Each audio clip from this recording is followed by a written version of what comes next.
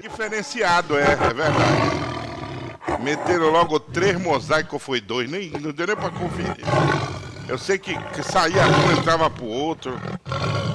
Sabe? Que festa fez a nação azulina. Tá de parabéns. O Remo chega e chega forte. O que era uma hipótese, o que era um pensamento, se torna aí muito real. O Remo está a 1 ponto, prestem atenção do que eu vou falar. O Remo está a 1 ponto do G4. Mais real do que isso, só a nossa moeda. E os resultados de ontem, a Chapecoense empatou com o Botafogo. E foi a 51 pontos. O Atlético Paranaense empatou dentro da Baixada com o Avaí. E ficou nos 49. Ou seja, a rodada de ontem, meus amigos, se vocês examinarem bem, a rodada de ontem, ela foi quase toda beneficiando o Leão Azul. Porque, olha, dos 3 jogos que aconteceram ontem à noite, Chapecoense jogou em casa. Anotem o que eu vou falar aí. Olha esse detalhe importantíssimo. Chapecoense jogou em casa, Atlético Paranaense jogou em casa e o Remo jogou fora. Vai, Lino, pula aí, vai. Ebed, tu tá ficando doido, o jogo foi no Mangueirão, pô. Ai, diz aí, vai. É isso? Só que o mandante era o Paysandu. O mandante era o Paysandu. Então pro Remo o jogo é considerado como se fosse fora. Remo. Olha, analisa aí a parada. O Remo foi o visitante da rodada e ganhou o jogo dele. Enquanto a Chapecoense, que jogou em casa, empatou com o Botafogo, que tá mais morto que sei lá. O Atlético Paranaense se atrapalhou dentro da Baixada com o Avaí. Teve 3 jogadores expulsos no final do jogo e tem um Atletiba no final de semana. Olha os jogos dos caras. O Avaí pega o Criciúma, é clássico, tá?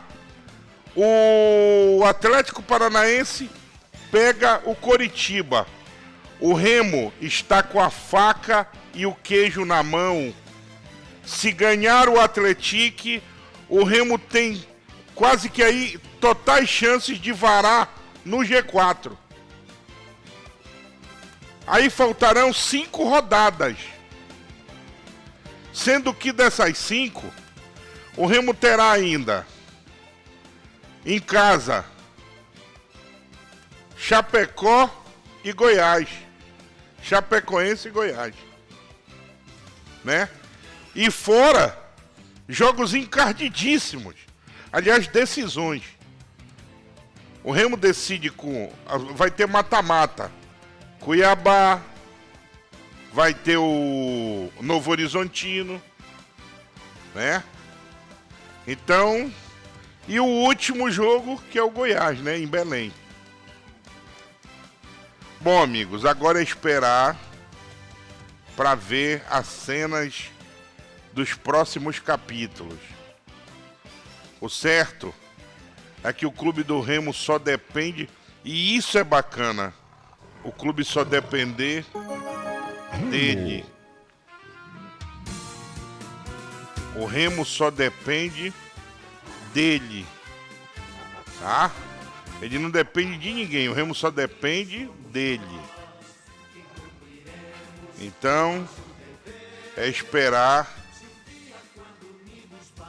para fazer aí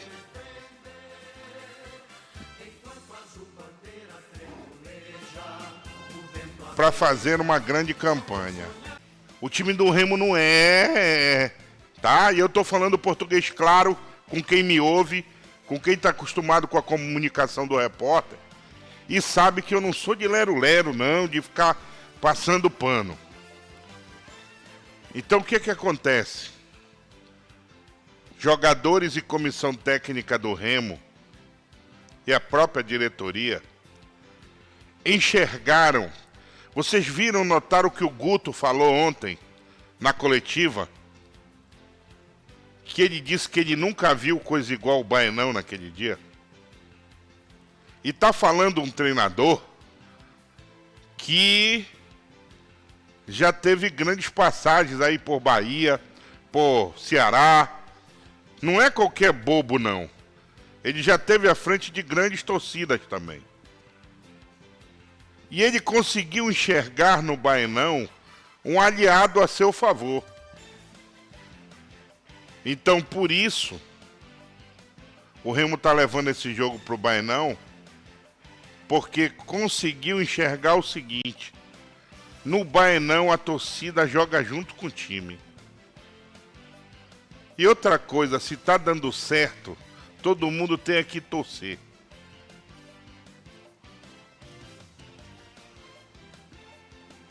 Uma volta do futebol paraense à primeira divisão seria fantástico para o nosso futebol.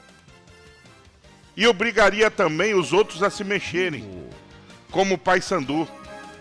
Fazer também uma grande equipe para retornar à Série B. A Tuna, fazer uma grande equipe para partir para uma Série C.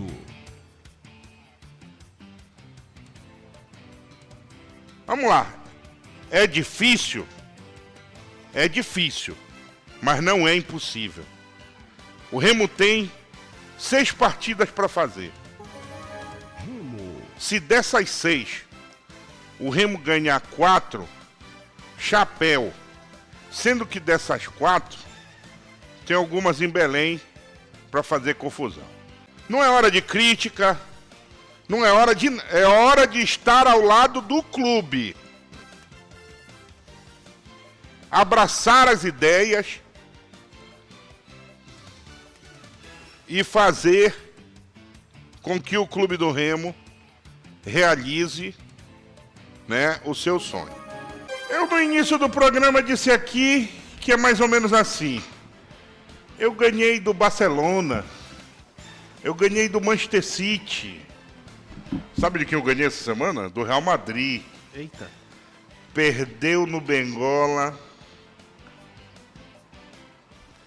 E o Leão... O Leão ganhou o clássico. O Leão ficou a 1 ponto do G4. Que petardo, que golaço.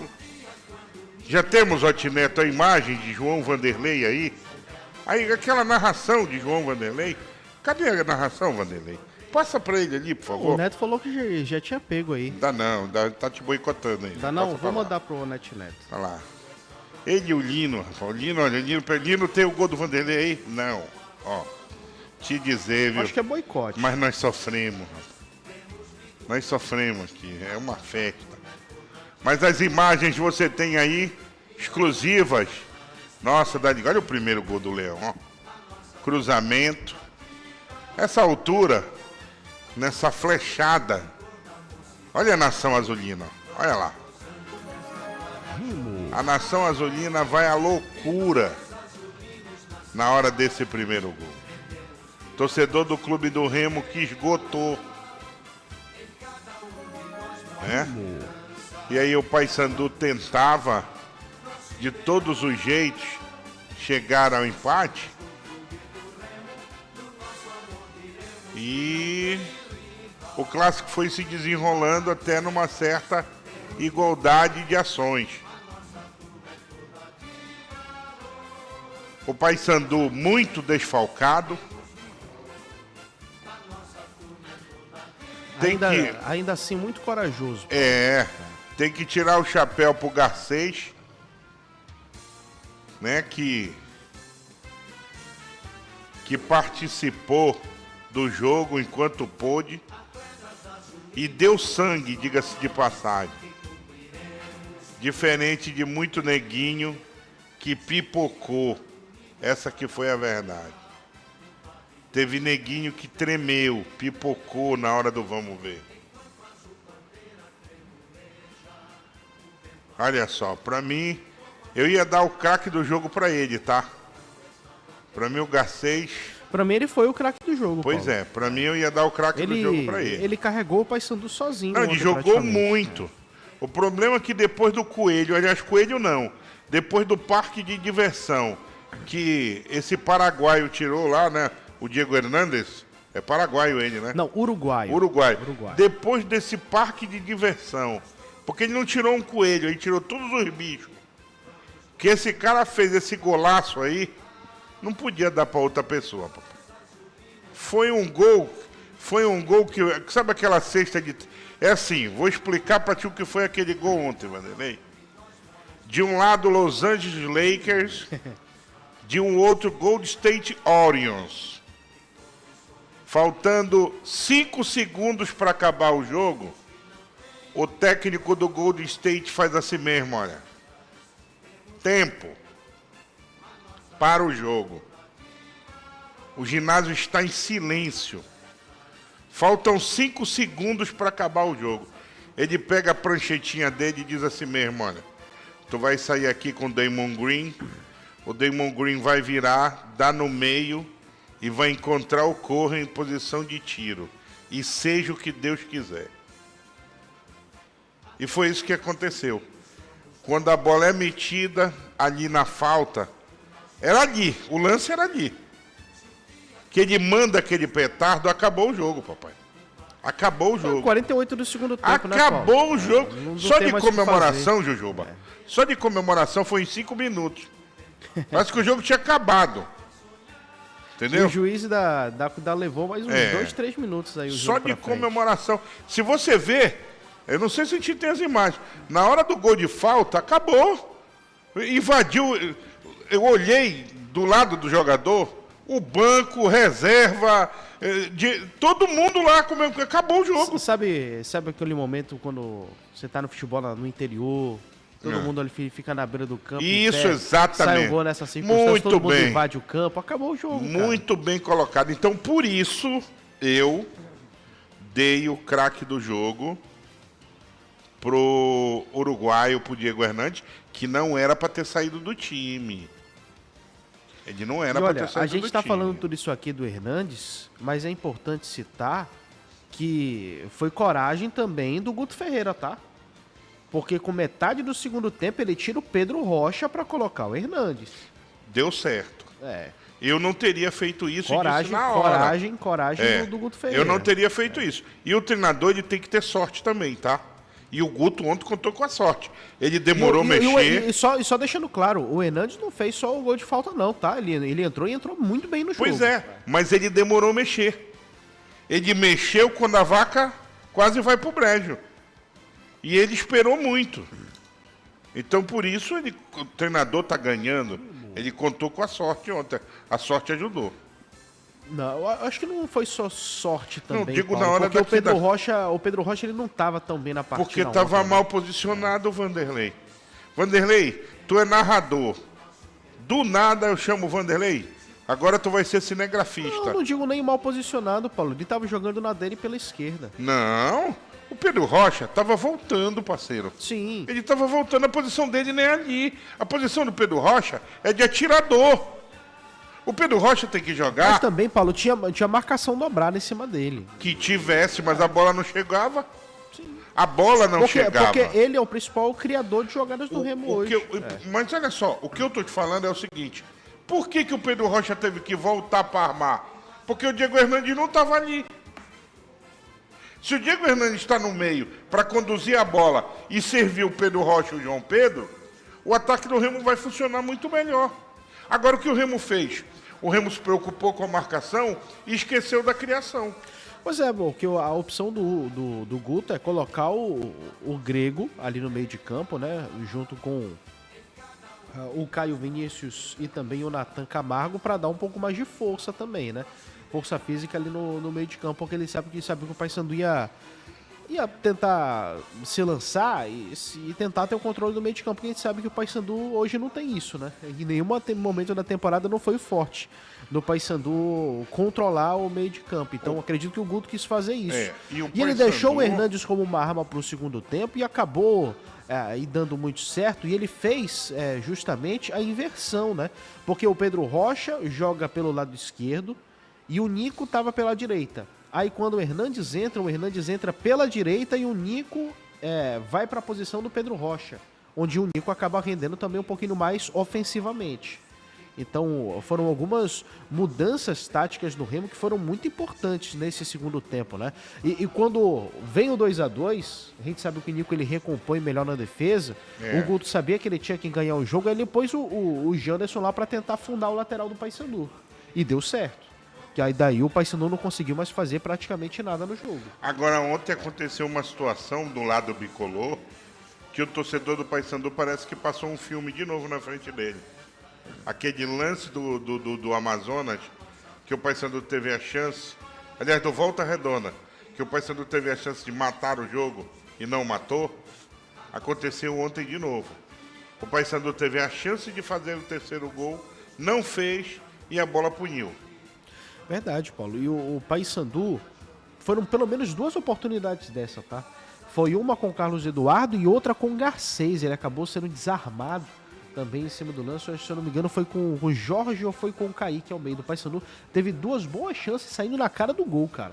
E os zagueiros do Remo os zagueiros laterais do Remo foram muito bens e precisos para fazer o desarme, para evitar o que seria uma virada do Paysandu. E sinceramente, Paulo, tô vendo a internet desde ontem. Esse rapaz estourou a bolha, tá? Esse rapaz estourou a bolha nacional, que eu tô falando. Porque toda a comunidade de futebol na internet, ainda mais com esse clássico acontecendo durante a data FIFA, prestou atenção no rapaz. Porque era o único jogo interessante do futebol brasileiro que estava rolando no momento. E mesmo fechado, mesmo só ali no streaming, foi um dos principais assuntos comentados na internet brasileira ontem.